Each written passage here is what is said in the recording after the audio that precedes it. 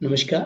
यदि मैं ये कहूँ कि income tax department information driven department हो गया है, तो यह कहने में कोई अतिशयोक्ति नहीं होगी, क्योंकि इनकम टैक्स डिपार्टमेंट आपके इनकम टैक्स रिटर्न की प्रोसेसिंग करता है 143(1) में इंफॉर्मेशन के बेसिस पे। आपके रिटर्न को सिलेक्ट करता है स्क्रूटनी के लिए इंफॉर्मेशन के बेसिस पे। आपके असेसमेंट को रीओपन करता है इंफॉर्मेशन के बेसिस पे। इवन सर्वे और सर्चेस भी इन इंफॉर्मेशन के बेसिस पे होता है। तो फॉर्म 26(AS जो अब एनुअल इंफॉर्मेशन स्टेटमेंट कहलाता है, और सेक्शन 285BB के अंदर ये कहा गया है कि इनकम टैक्स डिपार्टमेंट के पोजीशन में जो भी इंफॉर्मेशन होगा वो आपको बताई जाएगी। आपको सावधान किया जाएगा कि इंफॉर्मेशन विभाग के पास है। समय रहते यदि इस इंफॉर्मेशन पे जो डिपार्टमेंट के पास है यदि कोई गलती है तो उसको सुधार कर लीजिए, नहीं तो आपने जो रिटर्न रिफंड का क्लेम करके फाइल किया था उसमें डिमांड आ सकती है, आपका रिटर्न स्क्रूटनी में आ सकता है, रीओपन हो सकता है। तो ये इंफॉर्मेशन का जो खजाना फॉर्म 26(AS है, 1 जून 2020 के पहले इस स्टेटमेंट में सिर्फ TDS और TCS के बेस पे इंफॉर्मेशन होती थी, लेकिन 1/6/2020 के बाद इसमें जो इंफॉर्मेशन है वो सिर्फ TDS और TCS से रिलेटेड नहीं है, लेकिन जो अदर इंफॉर्मेशंस डिपार्टमेंट कलेक्ट करता है वो भी इसमें बताई जाती हैं। मैं आपको उन सारी इंफॉर्मेशंस के बारे में बताऊंगा। ये भी बताऊंगा कि यदि उस इंफॉर्मेशन को आपने समय रहते हुए नहीं देखा तो क्या होगा, उसको यदि गलती है तो सुधार कैसे करवाएंगे, और किस तरह से आप अननेसेसरी डिमांड और अननेसेसरी डिपार्टमेंट के नोटिस से बच जाएंगे। तो सबसे पहले इंफॉर्मेशन जो फॉर्म 26(AS के अंदर होती है वो आपके केस में जो आपने ट्रांजैक्शंस किए हैं उन पर इनकम टैक्स एक्ट के सेक्शन 192 से लेकर 196 के अंदर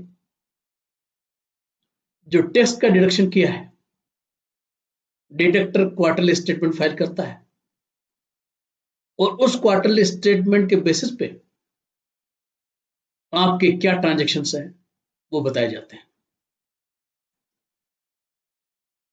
इसमें इंफॉर्मेशन होती है कि आपका डिडक्टर कौन है, यदि एक से ज्यादा डिडक्टर्स हैं तो उन सब ने जो डिडक्शन किया है उनकी इंफॉर्मेशन होगी, उनका टैक्स डिडक्शन अकाउंट नंबर होगा, उनने एग्रीगेट अमाउंट पेमेंट कितना किया है आपको वो होगा। इसके बेसिस पे कि आपकी इच ट्रांजेक्शन की एंट्री भी इसमें बताई जाएगी और कितना अमाउंट डिडक्ट हुआ है, कितना अमाउंट पेमेंट हुआ है। ये इंफॉर्मेशन सेक्शन वाइज होगी, किस सेक्शन में किस डेट को कौन ट्रांजैक्शन हुआ है, उस पर कितना अमाउंट आपको पेमेंट हुआ है या क्रेडिट हुआ है आपके अकाउंट में, कितना टैक्स डिडक्ट हुआ है और कितना टैक्स डिडक्टर ने गवर्नमेंट के अकाउंट में जमा किया है। इस इंफॉर्मेशन को आप यदि वॉच नहीं करेंगे तो क्या होगा, और आपने इनकम टैक्स का रिटर्न फाइल कर दिया बिना देखे हुए, तो क्या होगा, डिडक्टर ने टैक्स का डिडक्शन किया लेकिन गवर्नमेंट के अकाउंट में नहीं दिखाया, या उसने अपने क्वार्टरली स्टेटमेंट में रिफ्लेक्ट ही नहीं किया। तो क्या होगा इस केस में, आपने रिटर्न में जो टीडीएस की क्रेडिट क्लेम की है वो नहीं मिलेगी, और आपने जो रिटर्न ऑफ इनकम फाइल किया था उसमें कोई भी टैक्स पेबल नहीं था, लेकिन टीडीएस की क्रेडिट न मिलने के कारण टैक्स डिमांड में कन्वर्ट हो गया, या आपने रिफंड का क्लेम किया था वो रिफंड रिड्यूस हो गया। यदि आपने टीडीएस की क्रेडिट का क्लेम कर ली विदाउट डिस्क्लोजिंग इनकम, आपका टीडीएस डिडक्ट कितना हुआ बताया हुआ है, उसकी करस्पॉन्डिंग इनकम भी बताई हुई है। अब यदि आपने टीडीएस का डिडक्शन क्लेम कर लिया और करस्पॉन्डिंग इनकम नहीं बताई, तो क्या होगा, आपका केस स्क्रूटनी में आ जाएगा, और यदि असेसमेंट ऑलरेडी हो चुका है तो वो रीओपन हो जाएगा। यह भी हो सकता है कि आपके डिडक्टर ने गलती से आपका परमानेंट अकाउंट नंबर यूज करके जो इनकम दूसरों को क्रेडिट की या पेड की वो आप क्वार्टरली स्टेटमेंट में आपके परमानेंट अकाउंट में बता दी गई, या एक पेमेंट 2 बार बता दिया गया। यह हो सकता है कि नेक्स्ट फाइनेंशियल ईयर स्टार्ट हो गया, अगले फाइनेंशियल ईयर का पेमेंट इसमें बता दिया गया हो, तो ऐसे केस में क्या होगा, क्योंकि आपको जो इनकम है दूसरे पर्सन की इनकम आपके टीडीएस स्टेटमेंट बताई जा रही है कि ये क्रेडिट किया गया, ये टीडीएस डिडक्ट किया गया, आपने तो टीडीएस बताया नहीं, क्रेडिट भी नहीं बताई, लेकिन डिपार्टमेंट के पास इंफॉर्मेशन है कि आपने वो ट्रांजेक्शन किया है। जो डुप्लीकेट एंट्री है वो हो सकता है ओवरबुक में चली जाए बाद में, यदि किसी दूसरे फाइनेंशियल ईयर का टीडीएस यहां पर बता दिया गया तो भी आपके केस में इनकम जो आप रिटर्न बता रहे हैं उससे ज्यादा हो जाएगी, क्योंकि आपने तो ना टीडीएस का डिडक्शन क्लेम किया है ना क्रेडिट क्लेम किया। तो क्या होगा, आपका रिटर्न स्क्रूटनी में आ सकता है और आपका असेसमेंट रीओपन हो सकता है। क्या करें वो, आपकी गलती नहीं है, ये गलती टैक्स डिडक्टर की। तो यदि आप फॉर्म 26 एस देख लेंगे, यदि डिडक्टर ने टैक्स का डिडक्शन किया पेमेंट नहीं किया तो आप डिडक्टर के नोटिस में ला दें ताकि आपको उसके क्रेडिट मिल सके। जो दूसरी मिस्टेक मैंने बताई यदि वो डिडक्टर ने की हुई है तो आप रिक्वेस्ट करिए डिडक्टर को कि वो अपने स्टेटमेंट को करेक्ट कर ले, क्वार्टरली स्टेटमेंट को, क्योंकि यदि उसने मिस्टेक की है क्वार्टरली स्टेटमेंट फाइल करने में तो उसको ऑप्शन अवेलेबल है कि वो करेक्शन स्टेटमेंट फाइल करके उसको रेक्टिफाई कर दे। यदि आपने टीडीएस का क्लेम किया है तो इंश्योर करो कि उसकी करस्पॉन्डिंग इनकम भी रिटर्न के अंदर बताई हुई है। यदि नहीं बताई हुई है तो आपका केस स्क्रूटनी में आएगा और इवन इनकम छिपाने की सेक्शन 270A में पेनल्टी भी आपके ऊपर लग सकती है। आपने सुना होगा फॉर्म 15G का नाम। फॉर्म 15G के केस में एक पर्सन जिसके केस में सेक्शन 194 में जो डिविडेंड है या सेक्शन 194E के अंदर जो नेशनल सेविंग स्कीम का रिपेमेंट इंक्लूडिंग इंटरेस्ट, यदि इन दो सोर्सेस से इनकम है जिस पर टीडीएस डिडक्टेबल है, यदि जो रिसिपिएंट है जिसको अमाउंट मिलने वाला है वो डिडक्टर को ये डिक्लेरेशन दे दे कि ये जो इनकम है इसको इंक्लूड करने के बाद भी उसकी टोटल इनकम पर कोई टैक्स पेबल नहीं होगा, तो फॉर्म 15G में डिक्लेरेशन करने के बाद डिडक्टर उसके ऊपर टैक्स का डिडक्शन नहीं करेगा। फॉर्म 15G तब भी भरा जा सकता है जब इनकम आपके एम्प्लॉय प्रोविडेंट फंड से एक्यूमुलेटेड बैलेंस का पेमेंट हो रहा है जिस पे टीडीएस डिडक्टेबल है, सिक्योरिटीज पे इंटरेस्ट है, अदर इंटरेस्ट है, इंश्योरेंस कमीशन है, payment in respect of life insurance policies है, रेंट आपको मिला है, मिलने वाला है, और यूनिट से आपको इनकम मिलने वाली है। यदि ये इनकम आपको मिलने वाली है, इनमें से कोई भी इनकम या एक से ज्यादा इनकम, और उनके बारे में यदि आपको ये पता लगता है कि आपकी total income including those incomes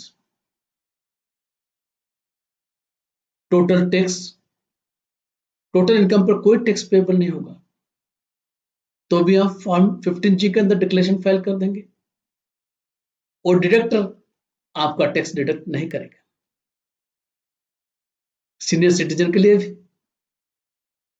form 15G as के अंदर सुविधा है। यदि आप 60 इयर्स या उससे ज्यादा हैं, तो यदि आपको इनकम आपके एम्प्लॉय प्रोविडेंट फंड से, interest on securities, interest on other security other than securities, insurance commission, life insurance policy से पेमेंट, रेंट और यूनिट से इनकम मिलने वाली है, और यदि आपको अपनी टोटल इनकम इस इनकम को इंक्लूड करने के बाद लगता है कि उस पर कोई टैक्स पेबल नहीं होगा, तो सीनियर सिटीजन फॉर्म 15H में डिक्लेरेशन फाइल कर देंगे डिडक्टर के पास, तो वो भी टैक्स डिडक्ट नहीं करेगा। लेकिन आपको जो भी लोग फॉर्म 15H या फॉर्म 15G फिलअप कर रहे हैं, उनको इस गलत फहमी में नहीं रहना चाहिए कि इनकम टैक्स डिपार्टमेंट के पास इसकी इंफॉर्मेशन नहीं है। ये इंफॉर्मेशन इनकम टैक्स डिपार्टमेंट के पास है और आपको बताई भी जाएगी। यदि उस इंफॉर्मेशन के बेसिस पे पता चलता है कि आपने जो फॉर्म 15G या फॉर्म 15H फिलअप किया है अलग अलग डिडक्टर के पास, उसका एग्रीगेट अमाउंट के बाद बेसिस पे आपके इनकम टैक्सेबल आती है, वो जो मिनिमम अमाउंट चार्जेबल टैक्स नहीं उससे ज्यादा इनकम है, तो उस केस में आपको डिपार्टमेंट रिटर्न फाइल करने के लिए 142(1) का नोटिस इशू कर देगा। तो या यदि समय निकल गया है तो आपका असेसमेंट रीओपन भी हो सकता है। आप सोच रहे होंगे डिपार्टमेंट को पता कैसे चलेगा? डिपार्टमेंट के पास ये इंफॉर्मेशन है ही नहीं। आपको भी एनुअल इंफॉर्मेशन स्टेटमेंट जो 26A आपको दिया जा रहा है उसमें ये इंफॉर्मेशन दी गई है कि डिडक्टर कौन है, कितना अमाउंट आपको पेमेंट क्रेडिट किया गया है, किस सेक्शन में आपको पेमेंट किया गया है, ट्रांजैक्शन की डेट क्या है, इंडिविजुअल ट्रांजैक्शन का कितना अमाउंट पेमेंट और क्रेडिट किया गया है। यहां पर आपने फॉर्म 15G और H सबमिट किया है तो डिडक्ट तो क्या नहीं होगा। नॉर्मली टैक्स का डिडक्शन जो सेक्शंस मैंने कहा उन्हें प्रोवाइड किया गया है कि जो कौन डिडक्टर है, responsible deducting of tax source. But कुछ स्पेसिफिक केसेस हैं जहां पर इंडिविजुअल और एचयूएफ को भी टैक्स डिडक्ट करना पड़ता है। यदि individual purchase of immovable property करता है और उसकी वैल्यू 50 लाख उससे ज्यादा है, तो उस पर उसे टैक्स डिडक्ट करना होता है। यदि वो रेंट का पेमेंट 50,000 रुपीज पर मंथ से ज्यादा कर रहा है तो टीडीएस डिडक्ट करना होता है। यदि वो वर्क कॉन्ट्रैक्ट या किसी प्रोफेशनल सर्विसेज के लिए 50 लाख रुपए से ज्यादा पेमेंट करता है फाइनेंशियल किसी पर्सन को, तो उस केस में भी टैक्स का डिडक्शन करना होता है। तो जब वो टैक्स का डिडक्शन करेगा तो वो ये इंफॉर्मेशन अपने क्वार्टरली स्टेटमेंट में जो टीडीएस के फाइल करेगा उसमें बताएगा। तो यहां पर भी टीडीएस सर्टिफिकेट वाइज कितना अमाउंट का पेमेंट हुआ है, कितना टैक्स का डिडक्शन हुआ है, उसकी इंफॉर्मेशन होगी।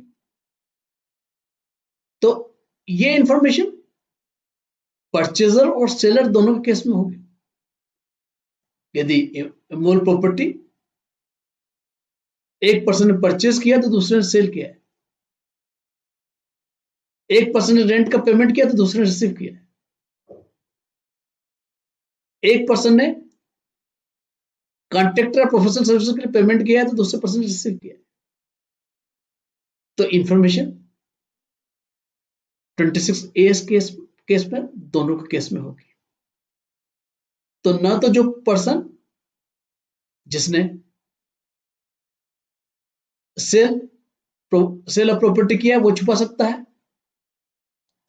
ना जिस पर्सन ने परचेज किया है वो छुपा सकता है। तो आपको ये भी ध्यान रखना है कि ये इंफॉर्मेशन आपने रिटर्न के अंदर इंक्लूड नहीं की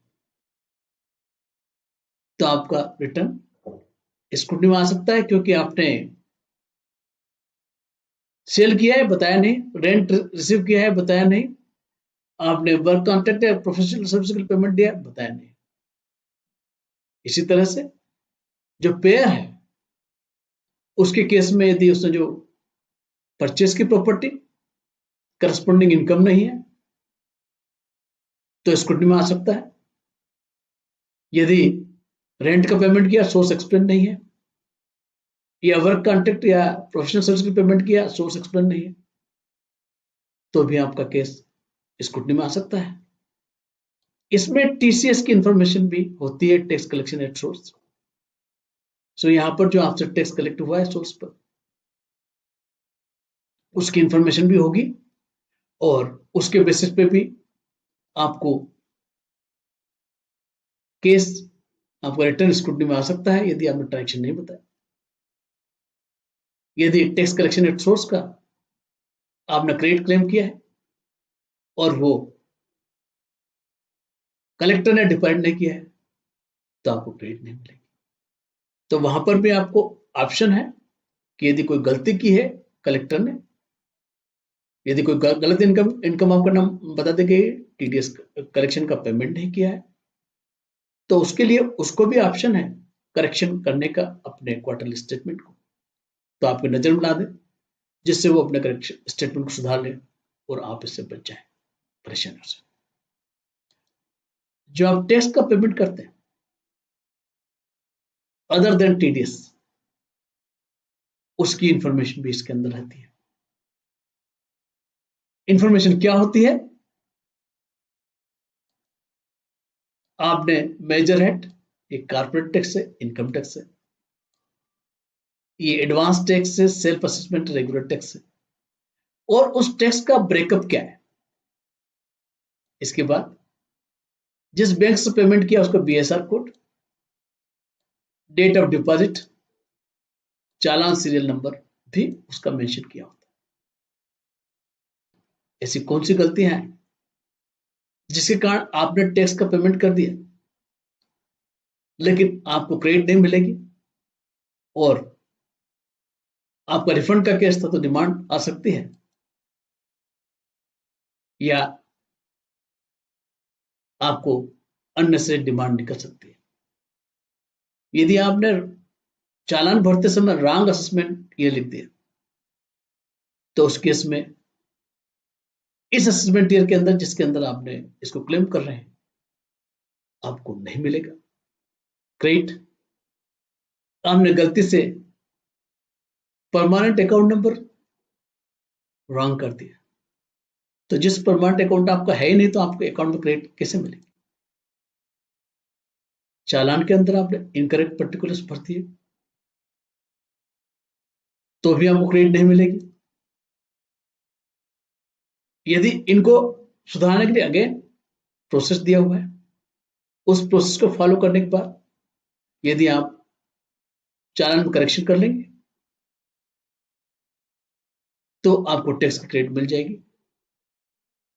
नजर रखना जरूरी है, आप यदि बिजनेस करते हैं तो अंडर जीएसटी आप GSTR 3B फाइल करते हैं, उसमें टर्नओवर बताया जाता है, उस टर्नओवर की इंफॉर्मेशन भी यहाँ पर होगी तो आप चेक कर लें कि कहीं आपका जो टर्नओवर जो इनकम टैक्स में बता रहे हैं वो रिकंसाइल हो रहा है कि नहीं हो रहा है। सबसे बड़ा मुद्दा है जो इंफॉर्मेशन आपके केस को स्क्रूटनी में ले सकती है, रीओपन कर सकती है, सर्वे हो सकता है, सर्च हो सकता है। वो इंफॉर्मेशन है income tax department section 285BA के अंदर असेसिस से, बैंक से, कोऑपरेटिव बैंक से, सब रजिस्ट्रार से, कंपनी से, जहां जहां पर भी आपने स्पेसिफाइड फाइनेंशियल ट्रांजेक्शन किए हैं वो ट्रांजेक्शन जो स्पेसिफाई किए गए हैं रूल 114E के अंतर्गत वो ट्रांजेक्शन होते हैं कैश ट्रांजेक्शंस जो आपने बैंक के साथ किए हैं, वो होते हैं ट्रांजेक्शन कैश या अदरवाइज जो स्पेसिफाइड है मूवेबल प्रॉपर्टीज के, इमूवेबल प्रॉपर्टीज के। इस ट्रांजेक्शन की सारे ट्रांजेक्शन की इंफॉर्मेशन 285BA के जो स्टेटमेंट के अंदर जो स्टेटमेंट फाइल किया है उसके बेसिस पे 26AS में होती है और आपके सामने होती है। इसमें जो इंफॉर्मेशन है किस तरह का ट्रांजेक्शन है, आपने बैंक से पे ऑर्डर परचेस किया है, आपने एफडी में इन्वेस्टमेंट किया है, आपने फॉरेन करेंसी परचेस की है। मैं एग्जांपल दे रहा हूं, आपने शेयर एप्लीकेशन मनी में इन्वेस्टमेंट किया है, आपने प्रॉपर्टीज में इमूवेबल और मूवेबल अदर प्रॉपर्टी में इन्वेस्टमेंट किया है, उसकी डिटेल इसमें होगी और इसमें इंफॉर्मेशन होगी किस फाइलर ने ये statement of financial transaction file किया है, ट्रांजेक्शन की डेट कितनी है, अमाउंट कितना है। अब यहां पर आपको क्या परेशानी हो सकती है यदि आपके फाइलर ने जो ट्रांजेक्शन किया ही नहीं किसी गलत परमानेंट अकाउंट नंबर के कोड करने का आपके नाम में आ गया तो आपके केस में क्योंकि वो ट्रांजेक्शन आपने रिटर्न में रिफ्लेक्ट नहीं किया है आपका रिटर्न स्क्रूटनी में आ सकता है, रीओपन हो सकता है। ये हो सकता है कि एक ट्रांजेक्शन को मल्टीपल टाइम रिपीट कर दिया गया,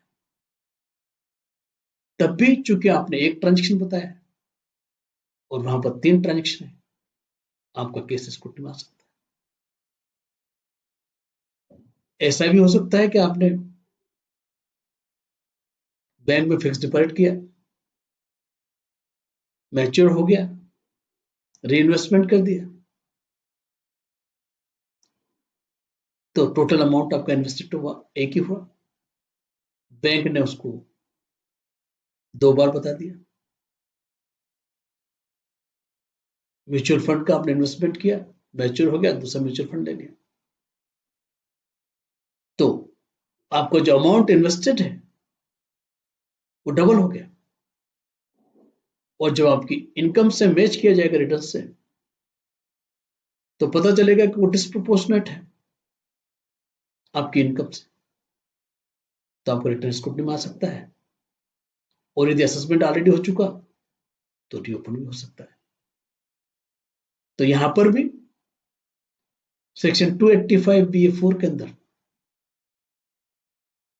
जो फाइलर है उसको ऑप्शन है कि वो उसको करेक्ट कर सके। यदि उसको पता चलता है कि रॉन्ग स्टेटमेंट हो गए, मिस्टेक हो गई, तो आपकी जिम्मेदारी बनती है कि इसको 26A को जब आप देख रहे हैं,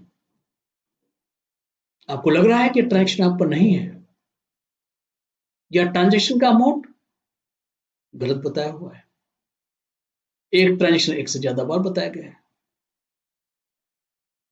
तो ऐसे कोई भी गलती है तो आप जो स्टेटमेंट फाइलर है उसको बता दीजिए, ताकि वो समय रहते हुए उसको रेक्टिफाई कर दे और आपको अननेसेसरी 143 का नोटिस या 148 का नोटिस को सामना ना करना पड़े। यहां मैं आपको एक बात और बता देना चाहता हूं कि कम से कम इस स्टेटमेंट को अपने रिटर्न की ड्यू डेट के 2 महीने पहले चेक कर लीजिए। नॉर्मली 31 जुलाई आपको रिटर्न फाइल करना होता है, तो आप 31 मई के पहले स्टेटमेंट को देख लीजिए, ताकि आपके पास सफिशिएंट टाइम रहे जो गलती हुई है उसमें उसको करेक्ट करवाने का। मैं तो ये भी सलाह दूंगा कि आपके पास ई फाइलिंग अकाउंट है, आप जब चाहें इसमें क्या क्या ट्रांजेक्शन हुए हैं उसको देख सकते हैं। कहां मिलेगा 26A?